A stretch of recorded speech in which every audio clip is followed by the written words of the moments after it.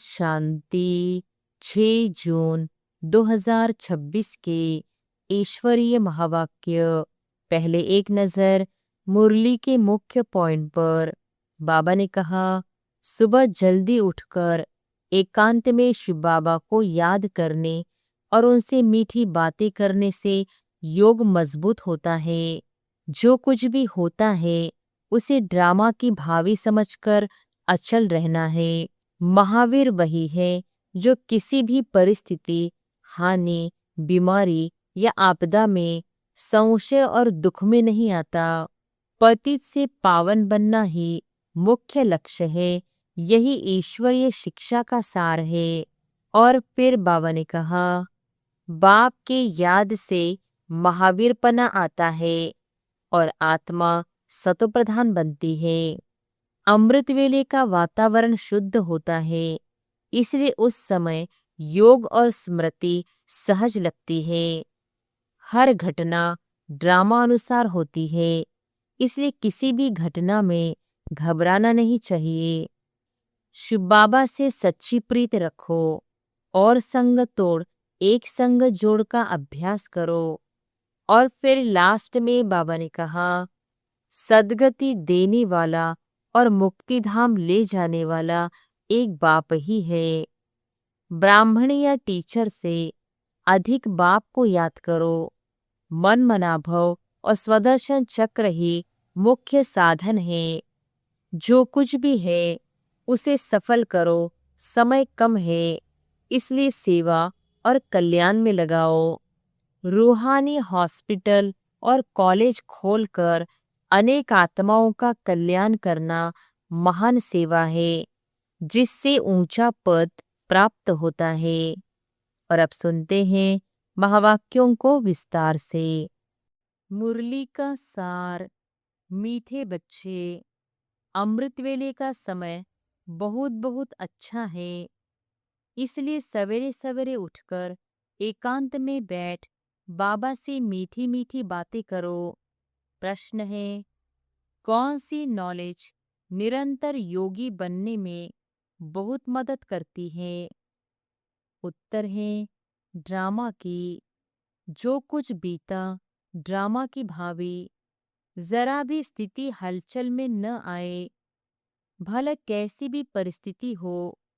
Earthquake आ जाए, धंधे में घाटा पड़ जाए, लेकिन जरा भी संशय पैदा न हो, इसको कहते हैं महावीर। अगर ड्रामा की यथार्थ नॉलेज नहीं तो आंसू बहाते रहेंगे। निरंतर योगी बनने में ड्रामा की नॉलेज बहुत मदद करती है। गीत है, ओम नमः शिवाय। ओम शांति। बच्चे अब अच्छी रीति समझते हैं, पतित दुनिया का अब अंत हो रहा है, पावन दुनिया की आदि हो रही है। यह सिर्फ तुम बच्चे ही जानते हो, और बच्चों को ही यह डायरेक्शन व श्रीमत मिलती है। कौन देते हैं? ऊंचते ऊंच भगवान समझाते रहते हैं कि पतित से पावन बनना है। यह नॉलेज तुम्हारे लिए है, और तो सब पतित है। यह पतित दुनिया विनाश जरूर होनी है। पतित कहा जाता है भिखारी को। बाप समझाते हैं कि तुम जन्म जन्मांतर एक दो को दुख देते आए हो, इसलिए तुम आदि मध्य अंत दुख पाते हो, एक दो को पतित बनाते हो। पुकारते भी हैं कि हम पतित हैं, परंतु बुद्धि में पूरा बैठता नहीं है। कहते भी है पतित पावन आओ, परंतु फिर भी पतितपना छोड़ते नहीं है। अभी तुम समझते हो, सारी बात है पावन बनने की। यह समझाने वाला भी तो कोई चाहिए। समझाने वाला है ही एक बाप। बाकी यह जो गुरु लोग हैं, ये किसको पावन बना नहीं सकते। पावन भी सिर्फ एक जन्म के लिए नहीं, जन्म जन्मांतर के लिए बनना है।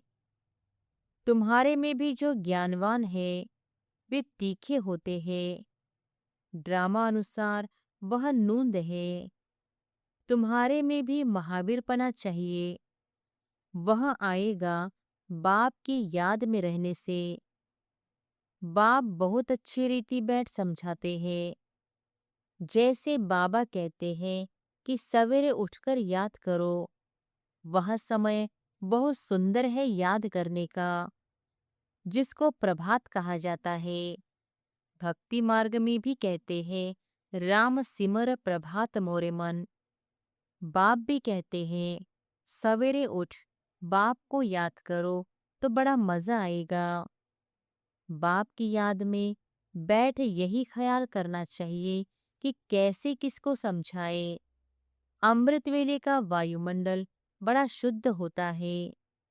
दिन में तो गोरख धंधा रहता है, रात को 12 बजे तक तो विकारी वायुमंडल रहता है। साधु संत भक्त आदि सब भक्ति भी प्रभात को करते हैं। यूं तो याद दिन में भी कर सकते हैं। धंधे में भल रहे बुद्धि का योग जिस देवता का पुजारी होगा उनके पास होगा, परंतु ऐसा किसका रहता नहीं है। भक्ति मार्ग में सिर्फ दर्शन के लिए मेहनत करते हैं, मिलता कुछ भी नहीं। उनको भी भक्ति करते करते तमोप्रधान बनना ही है। भक्ति मार्ग में भी शिव पर बलि चढ़ते हैं, जिसको काशी कलवट कहते हैं। शिव को याद करते करते कुएं में कूद पड़ते हैं, शिव के ऊपर बलि चढ़ते हैं।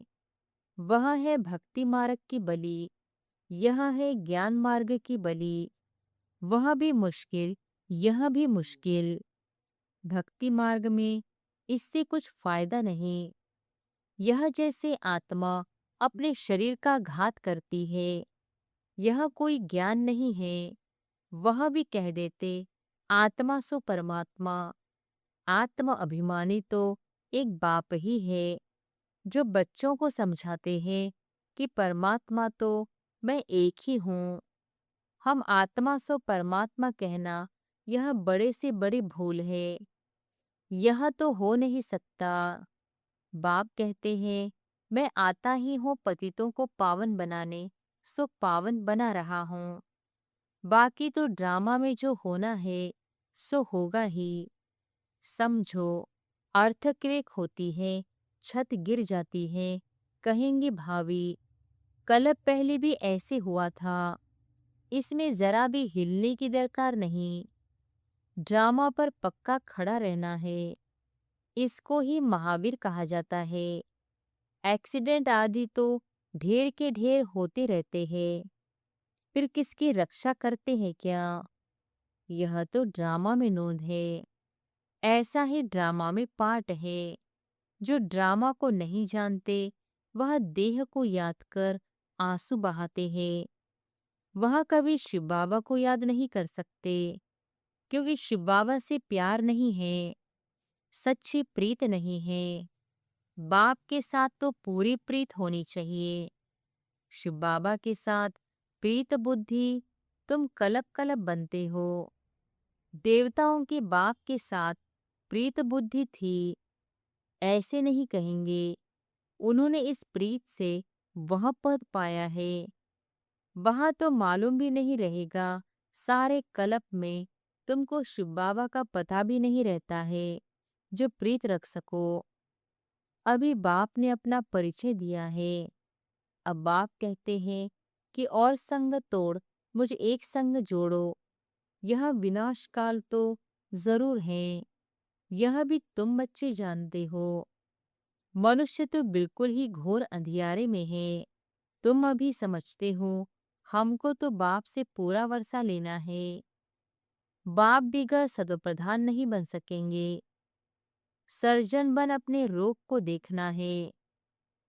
श्रीमत पर देखना है कि हमारी बाप के साथ कितनी प्रीत है। अमृत वेले ही बाप को याद करना अच्छा है। प्रभात का समय बहुत अच्छा है। उस समय माया की तूफान नहीं आएंगे।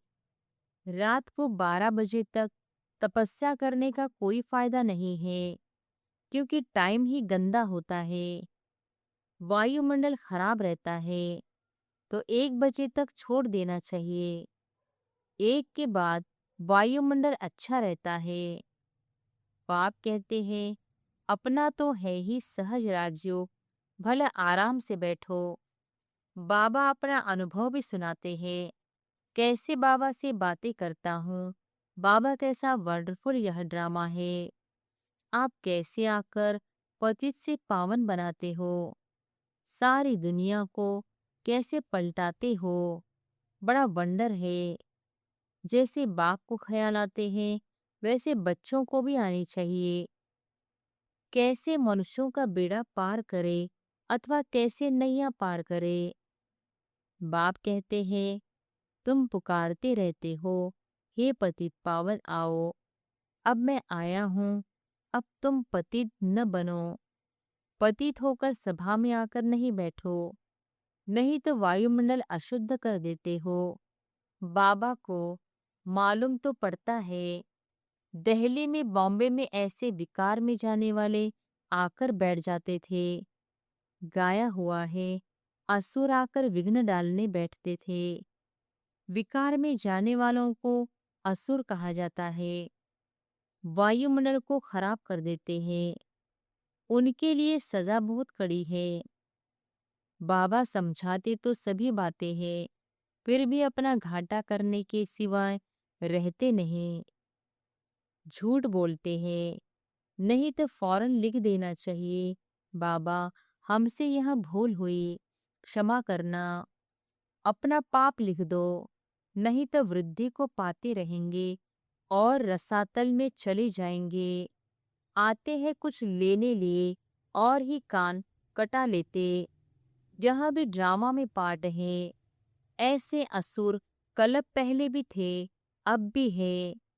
अमृत छोड़ विष पीते हैं, अपना भी घात करते हैं और औरों को भी नुकसान पहुंचाते हैं। वायुमंडल खराब कर देते हैं। ब्राह्मण या भी सब एक समान नहीं है। महारथी, घोड़े सवार, प्यादे सब है। तुम बच्चों को अथाह खुशी होनी चाहिए। बाबा मिला और बाकी क्या। हाँ, अपने बच्चों आदि को जरूर संभालना है। ऐसे नहीं कि बाबा यह सब आपके हैं, अब आप संभालो, हम तो आपके बन गए। बाप समझाते हैं कि गृहस्थ व्यवहार में रहते कमल फूल समान पवित्र बनो। कोई भी पतित काम नहीं करो। बस पहली बात है काम की। द्रौपदी ने भी इस पर पुकारा कि हमको यह नंगन करते हैं। पुकारा भी तब था जब बाप सुनने वाला आया था। बाप के आने के पहले कोई भी पुकारते नहीं है। किसको पुकारेंगे? बाबा आया है तभी पुकारते हैं। पतित से पावन बनकर फिर कहाँ जाएंगे? वापिस जाना है, वह तो यही समय है। सबका सद्गति दाता लिबरेटर एक ही है। यहाँ तो दुख है, साधु संत आदि कोई भी सुखी हो न सके। सबको कोई न कोई दुख रोग आदि होता ही है। कोई गुरु अंधा लूला भी होता है। जरूर कोई ऐसा काम किया है, तब तो अंधा लूला आदि बनते हैं। सतयुग में कोई अंधा लूला आदि थोड़ी होगा। मनुष्य थोड़ी समझते हैं। बाप ही आकर समझाते हैं। बाप ही ज्ञान का सागर पतित पावन है। बाकी तो सब है भक्ति। वह भक्ति मार्ग ही अलग है। वह है सीढ़ी उतरने का मार्ग। उतरने में, जीवन बंध में आने में 84 जन्म लगते हैं और फिर 1 सेकंड लगता है जीवन मुक्त बनने में। अगर उनकी मत पर चल बाप को याद करे तो नंबरवार तो है ना।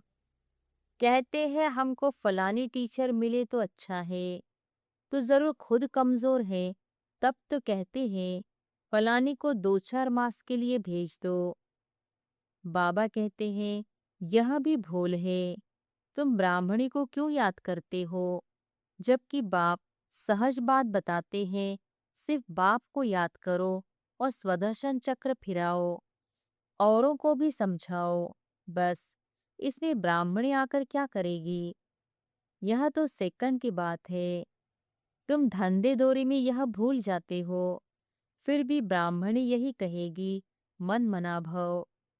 कई बुद्धू लोग समझते नहीं हैं, सिर्फ कहते हैं ब्राह्मणी अच्छी चाहिए। ज्ञान तो तुमको मिला है ना। बाप और वर्षे को याद करो, देह अभिमान को छोड़ो। यह हमारा सेंटर है, यह इनका सेंटर है, यह जिज्ञासु यहाँ क्यों जाते हैं, यह सब देह अभिमान है। सब शिव बाबा के सेंटर्स है, हमारा थोड़ी सेंटर है। तुमको यह क्यों होता है कि फलाना हमारे सेंटर पर क्यों नहीं आता? कहाँ भी जाए, बाबा हमेशा कहते हैं कोई से भी मांगो नहीं। यह समझ सकते हैं कि बीज नहीं बोएंगे तो मिलेगा क्या? भक्ति मार्ग में भी दान पुण्य किया जाता है। तुम सब भक्ति मार्ग में ईश्वर अर्थ इनडायरेक्ट करते थे, फिर सन्यासियों को भी बहुत देते हैं।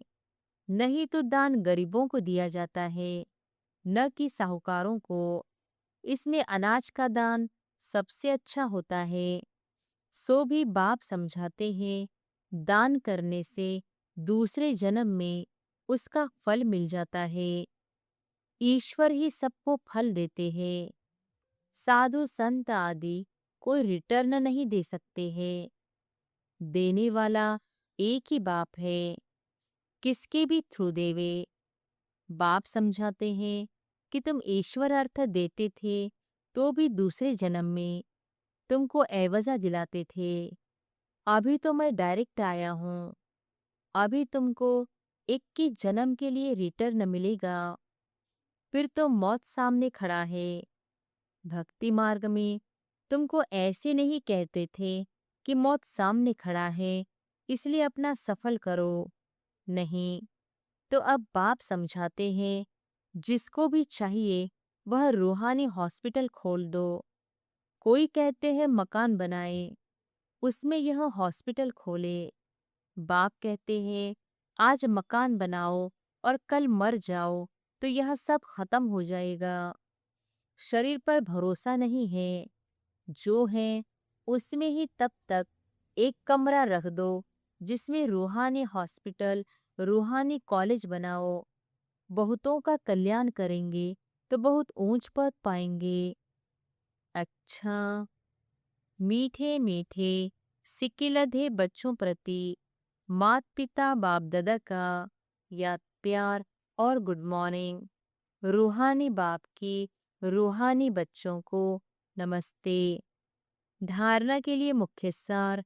पहली पॉइंट, श्रीमत पर अपने आप को देखना है कि इस विनाश काल में मेरी एक बाप से सच्ची प्रीत है और सब संग तोड़ एक संग जोड़ी है। कभी कोई विकर्म करके असुर तो नहीं बनते। ऐसी चेकिंग कर स्वयं को परिवर्तन करना है। दूसरी पॉइंट, इस शरीर पर कोई भरोसा नहीं, इसलिए अपना सब कुछ सफल करना है। अपनी स्थिति एकरस अचल बनाने के लिए ड्रामा के राज को बुद्धि में रख कर चलना है।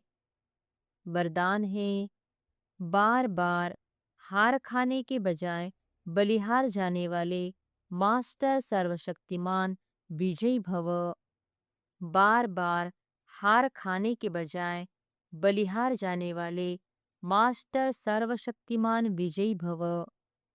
स्वयं को सदा विजयी रतन समझकर हर संकल्प और कर्म करो तो कभी भी हार हो नहीं सकती। मास्टर सर्वशक्तिमान कभी हार नहीं खा सकते। यदि बार बार हार होती है तो धर्मराज की मार खानी पड़ेगी और हार खाने वालों को भविष्य में हार बनाने पड़ेंगे। द्वापर से अनेक मूर्तियों को हार पहनाने पड़ेंगे। इसलिए हार खाने के बजाय बलिहार हो जाओ। अपने संपूर्ण स्वरूप को धारण करने की प्रतिज्ञा करो तो विजयी बन जाएंगे। स्लोगन है, कब शब्द कमजोरी सिद्ध करता है, इसलिए कब करेंगे नहीं, अब करना है।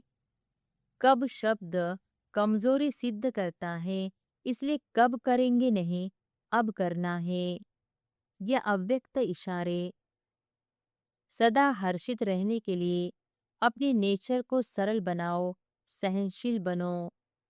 इस बेहद की स्टेज पर मैं खिलाड़ी हूँ। यह खिलाड़ी की स्टेज सदा हर्षित मुख रहने का अनुभव कराती है। किसी भी प्रकार की कोई भी बात जिसको दुनिया वाले आपदा समझते हैं, लेकिन खिलाड़ी बन खेल करने वाले और साक्षी हो खेल देखने वाले ऐसी आपदा के रूप को खेल समझ सहनशीलता की शक्ति से मनोरंजन का अनुभव करते हैं। अच्छा, ओम शांति।